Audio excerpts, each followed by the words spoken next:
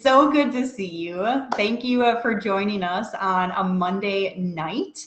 I know after a long weekend, I appreciate anybody who's joining us right now. Today is Labor Day, but maybe you're coming and watching this later. So regardless, I appreciate all of you for joining us this evening. I'm really excited to have this conversation. We have a very, very special guest tonight with us who I will introduce in a moment. But before we get started, my name is Nadine Muskovich. I am the executive director of Rise Together, and it's an honor to be able to serve this organization and serve our community. And this is technically our last official episode of our Resilience series. So we decided to kick this off 6 weeks ago to do 6 weeks of just sharing stories, talking about resilience, talking about what has helped us to remain resilient over this last year and overcome challenges and struggles, and what helped us to continue to show up not only for ourselves, but for our community during one of the most difficult years for so many. And I am excited at the end of this. Be sure to stay tuned because we have an exciting announcement that we are going to be sharing at the very end of this conversation. But with that being said, again, I am so grateful for you, Amyah. Thanks for joining us tonight. I met you 2 years ago now, or maybe 2 years ago for sure. Yeah. Awesome. So Amyah was a part of one of our Rise Together programs called Discovery Core, which is a peer wellness coaching program. I'm sure she'll be sharing more about that later into this conversation. But I really was excited to be able to bring youth into this conversation. I know you and Nick was also a part of this series a few weeks ago. And I just am so grateful that we're able to come together no matter where we're from, how old we are, or, you know, no matter like what it is. I think we can all take away something solid and tangible, because at the end of the day, we all went through different challenges this last year. We all overcame those challenges differently over this last year. So I'm excited to have you here tonight to share a little bit of your experience, who you are, where you are today, and really how this last year, what tools you have or used over this last year to remain resilient. So thank you so much for being a part of our conversation. I am so excited to have you here. Thank you for having me. Yes, of course. So to get started, why don't you go ahead and tell our audience or who's listening tonight a little bit more about who you are. So I'm Amyah Brooks, and I'm a recent graduate of Appleton West, and now I'm attending Marquette University for political science and social welfare and justice. Solid. That is solid. Well, first of all, congratulations on graduating. You graduated just earlier this year, correct? Right. All right, congratulations. And shout out to Appleton West High School. They've just been an incredible partner to Rise Together. Of course, there is some amazing administration leaders there who we just are so grateful for their relationship and partnership and being able to support youth programming, which is something that you have been a part of. Why don't you go ahead and tell us a little bit more about different things that you were a part of during high school. I know you were a part of so many different clubs. When I initially asked you what was kind of some of your background and experience, and I would just love to hear a little bit more about that. So I'm involved in a lot of clubs with working with youth. This past summer, I worked as a youth development specialist at the Boys and Girls Club of the Fox Valley, where I got to facilitate the classroom and mentor students ages 8 to 10 years old. And then during the school year, I worked at Harbor House volunteering, and I would do childcare while their mothers were either gone or in therapy. And that's about all I have done with youth, and just like working with Key Club and being involved with youth that way and babysitting throughout the year. Yeah, for sure. Well, that's awesome. I definitely appreciate the work that you've done here locally in the Valley. And it's so exciting now that you're moving on to school at Marquette University. That's amazing. And what were some of the other clubs I know you mentioned that you were a part of during high school? I was a part of Key Club, which is a volunteer club. and where we had all different volunteer events out in the community, whether it be feeding Pillars, the homeless shelter in the Fox Valley, or helping with NAMI, the mental health organization. We just really wanted to help out the community and make it better. And then I was involved in Educators Rising, where I helped support and promote education and educators just all around the nation. And I actually got to go to a national conference, which was really cool. And Mock Trial was another big club that I was part of to just work on my debate skills. Cool. And how did that go? It was really fun. I enjoyed being the lawyer all 3 years. Very nice. Very nice. And were you the president of a club too? Yes, I was president of Key Club for 3 years. Okay. Very nice. And last but not least, you were a part of Discovery Corps as well? Right. And what was it? Can you tell us a little bit more what your experience was with that program? So in Discovery Corps, I was a wellness coach, which meant that I was a peer-to-peer coach at Appleton West, where I would help provide support and resources to my peers. And I did a long training, about 100 hours with me and about 10 to 15 other students. And we all worked together and learned how we can share our stories to help others. Awesome. And why did you decide to be a part of a program like that? I decided to be part of a program because I've met many people who are dealing with mental health, and I wanted to make an impact in helping others know that they aren't alone. That was one of my big reasons to just help my peers and know that they're not alone. Yeah, I love that. And I think it's something that is so necessary today, right? Because we can often feel isolated or disconnected or alone. And it is hard sometimes to ask people for help, right? Right. And I think the biggest takeaway was just reaching out to others and forming good connections with community members, and especially the people involved at Appleton West, whether it be peers or any type of teacher or administrative level, that they were willing to help you, and it's okay to receive help. Yeah, absolutely. It's definitely okay. Like, it's okay to not be okay, and it's okay to ask for help when you need it, right? I know that can be sometimes the most difficult thing for anybody, is to reach out for support, because we often want to figure things out on our own, or, not feel like we're placing a burden on somebody else's shoulders. And so we want to make sure that we're not, asking for too much help. But I think at the end of the day, it's really important, to take that initial step. And I know you guys did an incredible job of letting the rest of your classmates and your peers know who you are, what was available to them, what kind of support you're able to provide. And even though it was kind of a shortened program just because of COVID, were you able to connect one-on-one with any peers or individuals? I was. Every Monday during COVID, I started a thing called Meme Monday, where I would send memes to all my peers on Snapchat and Instagram. And it was just a really fun way to spread positivity to peer members out west. And I know a lot of people enjoyed it. It was just a good thing to laugh about. And I was always just there for motivational quotes and stuff. And I was always willing to be a listening ear. That's awesome. That's so awesome.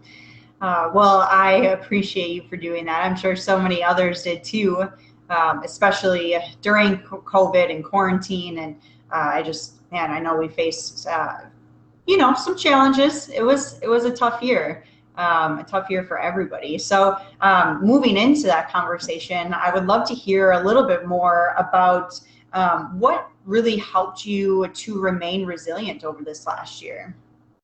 What helped me to remain resilient was staying in contact with the ones who just really filled my cup, and meaning that just continuing the conversations with people, whether it be you wouldn't normally have or people who were your friends. I thought it was really a test to who were your friends and who wasn't. The ones who stayed in contact with you and the ones who were willing to reach out. It's important to reach out to those you care about, but you also learned who was willing to go the other way as well.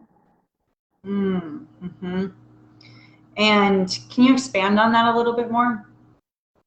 What was that like for you? What it was like for me was I often met up on Zoom with my friends. I know every Thursday, my friends and we had a Zoom meeting where we would all meet and just chat and talk about how life was. And that really boosted my cup. Yeah, I think it's so important to make sure that we're filling our own cup up first, right? And then being able to take that and give it to others and create a space where you're staying connected and you're staying a part of, really a part of the community. And I think it can be so easy to, disconnect or drive away from or feel like you're not connected when, especially we are walking through such difficult and challenging times. What was it like then for you? So I know kind of the conversation for tonight is helping others by helping yourself. And it seems like that was driven a lot by not only the work you were able to do in the community, but staying connected with your friends, sending out, funny, inspirational memes or quotes, and just helping others. What was that like for you to show up and help others and allowing that to also serve yourself as well? So it was really empowering to me to see the impact it made in the snowball effect, because I never really knew how much it meant to just send the Mimi Monday. Like, even when I stopped after a while, I had people saying, why don't you continue it? And just recently this fall, I started it again because I didn't do it for a long time.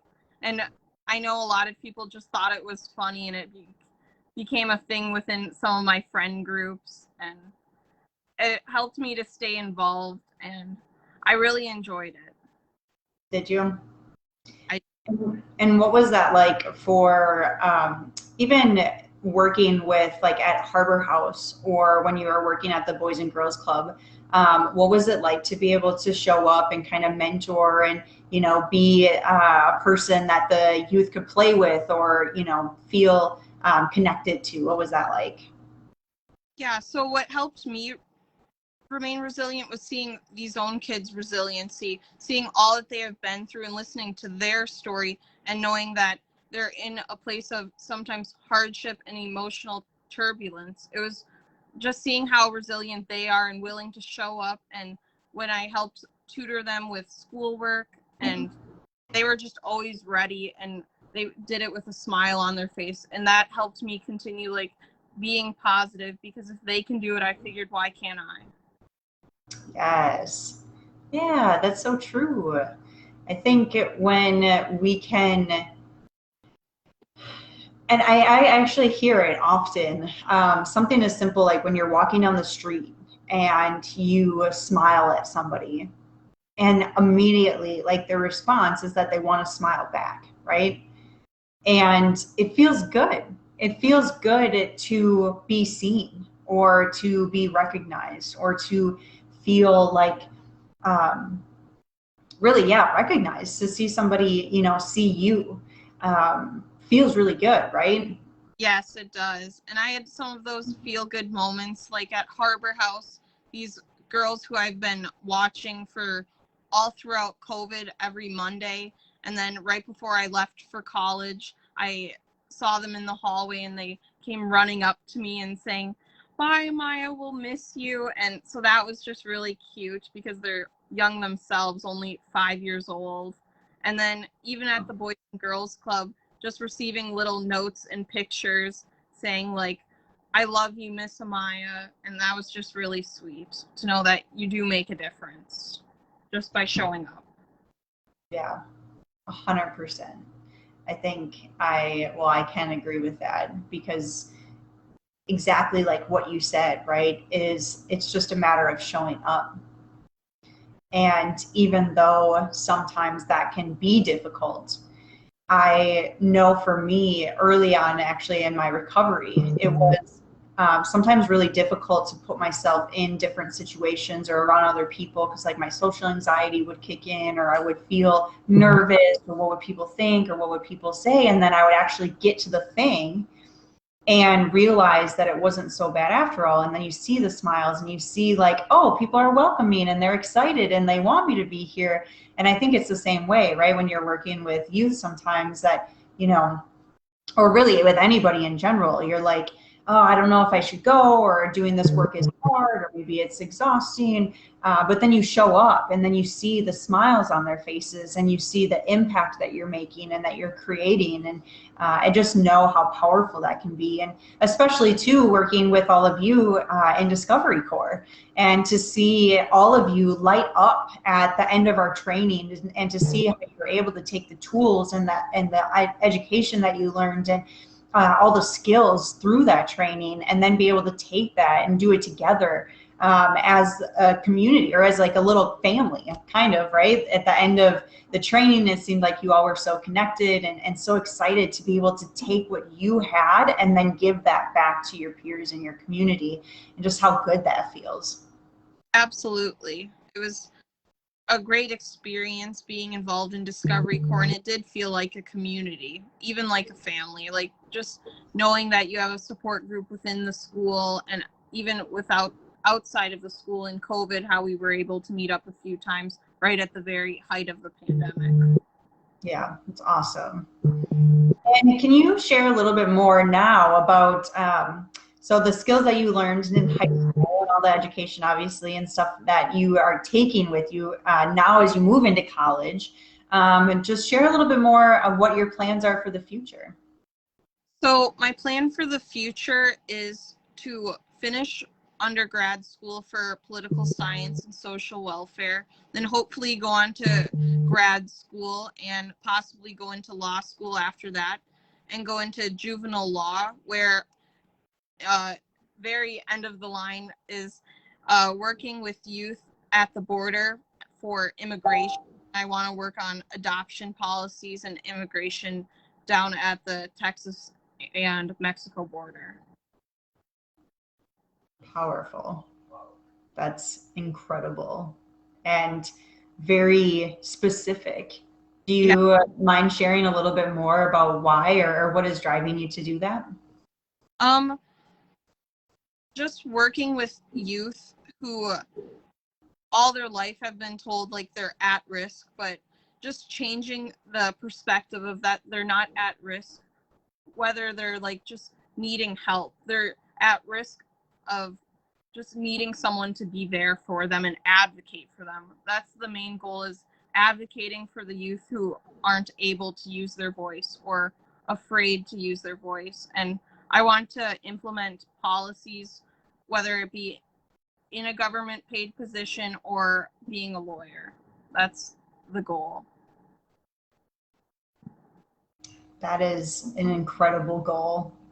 And I commend you to have the drive and being on a mission to help really make a difference for young people. I think being a voice for them is something that is so necessary and needed today. And even to share a little of my experience working with the juvenile justice system, I know that there's so many youth that are within the system that want their voices to be heard and want to feel like they are a part of making the decisions, and being at the table, you know, for them. And one of the things, exactly what you were saying, is kind of changing the language. That's a huge thing that they've been advocating for, is instead of, for example, calling it the juvenile justice system, they want to call it the youth justice system, because they're youth first, right? Or they're young people, they're a person first, before, you know, being labeled at risk or labeled to, you know,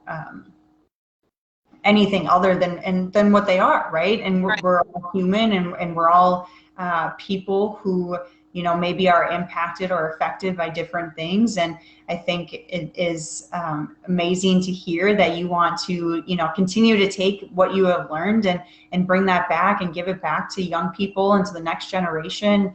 That is really powerful. Thank you. Awesome. Well, I appreciate you. I appreciate you being on this conversation. And I would love for you to share so in a moment, I'm going to be announcing the winner for this series of those who registered. But I would love for you to share, what if there was one thing that you would love to maybe share with somebody, say somebody is struggling today or they're going through a hard time, what is one piece of advice you would like to give them?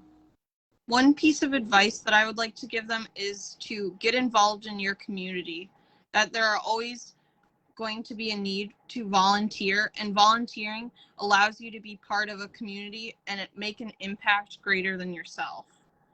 And you definitely will see, you might not see it right away, but you will, down the road, you will realize that you did make a difference in someone's life.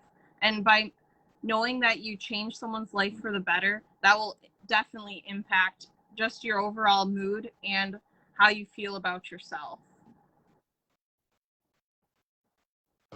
Absolutely. Mic drop.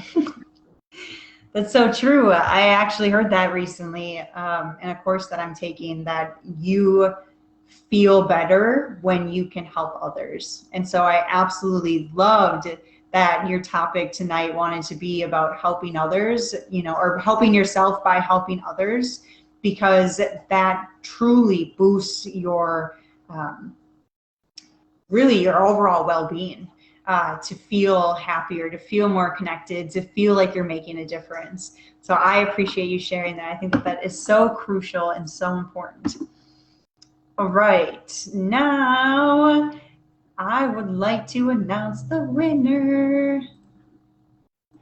And loading. And drum roll, please. Our winner tonight is Laura Redden. Laura, I hope that's how you pronounce it. I'm so sorry. Is it? Oh, do you know who that is? She's a volunteer coordinator for Harbor House. Awesome! Yay! Well, congratulations, Laura. All right, here, I'm going to share my screen real quick because I like to do this for fun, to know nobody knows that I'm cheating. Just kidding. All right, there she is, winner. Cool. Well, I am so glad that it's somebody that you know. That's even more exciting. I will be reaching out to her to get her information. We will be sending a special gift from Rise Together in honor of our resilience series. Again, Amyah, thank you so much for being a part of this conversation. This is our last technical series episode tonight for our fundraiser. We launched this 6 weeks ago in support of our Rise Together Strong fundraiser, as we've been raising funds and raising dollars to support our youth prevention programs here at Rise Together as we continue to move into this next school year. Now the school year has kicked off, so we're even more excited to be able to continue to provide youth programming like the programs that you have been a part of, Amyah, right? And many other young people that we have been able to support and provide education, peer wellness coaching, ambassadorship, teacher or youth worker training. And we really look forward to continuing to provide our education to communities, not only here, of course, throughout the Fox Valley, but across the state of Wisconsin. So I appreciate all of you for tuning in. I appreciate all of you for supporting our mission thus far. If you feel called to give, I greatly appreciate it. You can find our fundraiser, we're launching it. It's right on Facebook.